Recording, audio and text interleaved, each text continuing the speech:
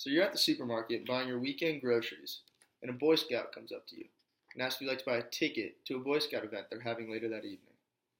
Generously, you decline because you don't want to spend your precious and valuable weekend time at a Boy Scout convention. Understandable. But then, he comes up and asks if you'd like to buy a piece of chocolate.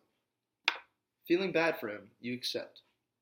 This is because the reciprocation, rejection-then-retreat tactic in business. The tactic goes along two philosophical principles. The first one being the human nature to reciprocate a favor.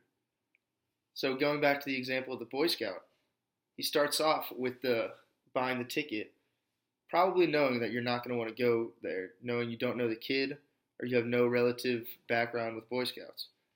But then he asks if you'd like to buy a piece of chocolate.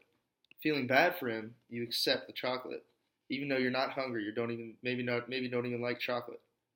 And the second philosophical principle would be the contrast principle. I have a visual aid here. It's Paul Revere on a horse, and it says, "I do not retreat, I attack in the opposite direction." This goes along more with the business aspect of it in sales. So, say you're selling watches. You have two watches you want to sell. Which one do you sell first, the more expensive one or the least expensive one? Or which one do you offer first?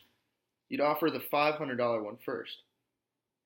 Even though it may be out of their price range, you offer that first in hopes that the $300 watch seems cheaper to them and more affordable.